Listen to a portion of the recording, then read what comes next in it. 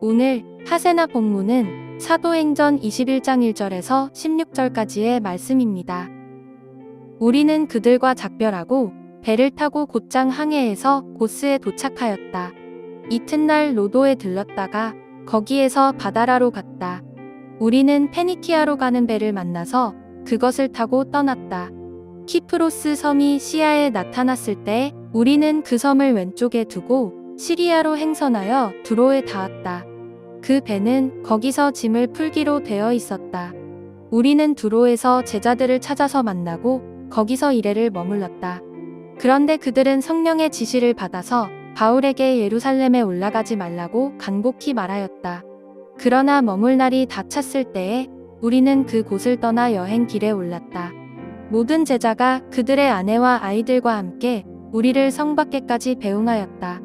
바닷가에서 우리는 무릎을 꿇고 기도를 하고 서로 작별 인사를 나누었다. 그리고 우리는 배에 올랐고 그들은 제각기 집으로 돌아갔다. 우리는 두로에서 출항하여 항해를 끝마치고 돌레마이에 이르렀다. 거기서 우리는 신도들에게 인사하고 그들과 함께 하루를 지냈다. 이튿날 우리는 그 곳을 떠나서 가이사랴에 이르렀다.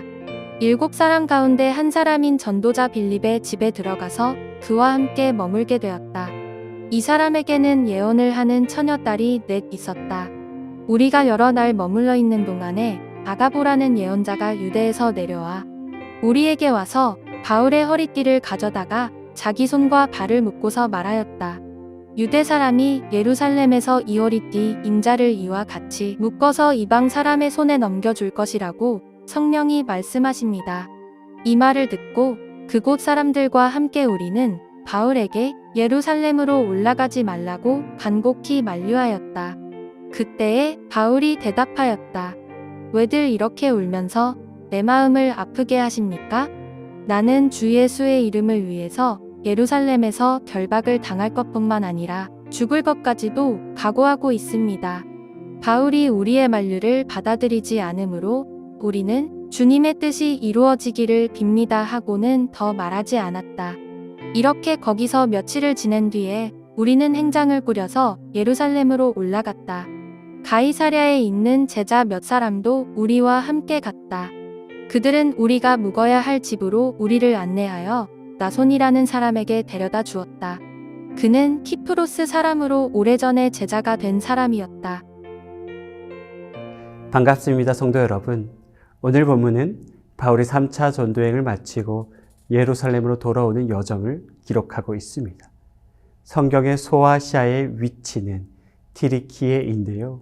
소아시아에서 예루살렘으로 돌아올 때는 주로 백기를 사용했습니다. 소아시아에서 예루살렘으로 돌아오는 주요 항구가 두로였습니다. 바울이 두로에 도달했을 때라는 것은 팔레스타인 지역으로 들어왔다라는 것을 말합니다. 지금으로 따지면 외국으로 나갔다가 한국으로 돌아오는 비행기를 타고 인천국제공항에 도착했다라는 것을 의미하죠. 하지만 긴 전도여행을 마치고 돌아오는 바울은 마냥 행복할 수 없었습니다. 두로에 도착하기 전에도 여러 동역자들이 예루살렘으로 돌아가지 말아달라고 간청했죠. 예언자들과 동역자들이 한 입술을 모아서 예루살렘으로 돌아가면 고난과 환란이 있을 것이라고 말했습니다. 하지만 바울은 자신의 소명을 다하기 위해서 팔레스타인으로 도착합니다. 그런데요, 오늘 본문을 보면 두로와 가이사랴에서 바울을 사랑하는 동역자들이 마지막으로 한 번 더 바울을 붙잡습니다. 두로에서는 제자들이 붙잡고요. 가이사랴에서는 믿음의 동역자들이 붙잡습니다. 예루살렘으로 가면 반드시 환난과 핍박이 있을 것이라는 예언자 아가보의 말까지도 전합니다.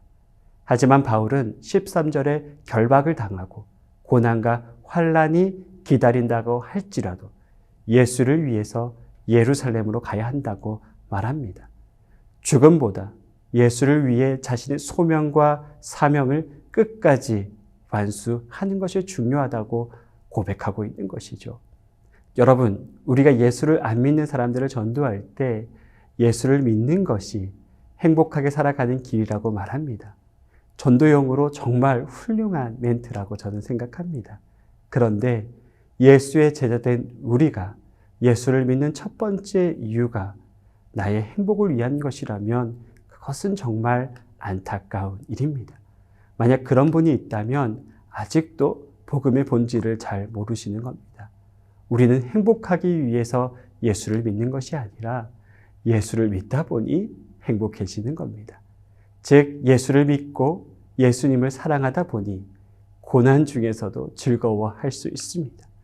바울은 로마서 5장 3절에서 5절 말씀에 이렇게 말씀하고 있습니다. 다만 이뿐만 아니라 우리가 환난 중에도 즐거워하나니 이는 환난은 인내를, 인내는 연단을, 연단은 소망을 이루는 줄 알미로다. 소망이 우리를 부끄럽게 하지 아니함은 우리에게 주신 성령으로 말미암아 하나님의 사랑이 우리 마음에 부은 바 됨이니. 바울이 환난 중에도 즐거워할 수 있는 것은 예수 그리스도의 사랑이 부어졌기 때문입니다. 예수로 살겠다는 마음이 바울에 충만했던 것이죠. 아무리 큰 환난이 그 앞에 있다고 할지라도 예수를 위해 살겠다라는 소망을 꺾을 수 없었습니다. 그것이 바울 안에 있는 십자가 신앙이었습니다. 오늘 본문의 바울은 십자가 신앙이 무엇인지 우리에게 가르쳐 주고 있습니다. 십자가의 신앙은 예수를 위해 살아가는 삶이고요. 고난과 환난 속에서도 예수께서 주신 소명을, 소망을 끝까지 붙잡는 것입니다. 그렇게 십자가를 붙잡고 살아갈 때 하나님께서는 반드시 그 사람을 통해서 하나님의 일을 하십니다. 그것을 포기하지 않는 것이 십자가의 신앙이죠. 바울은 오늘 본문의 시점에서 자신이 예루살렘으로 끌려가서 로마까지 압송될 것이라고는 생각하지 못했습니다. 예루살렘 이후에 자신의 소명이 있을 것이라고는 생각하지 못했습니다.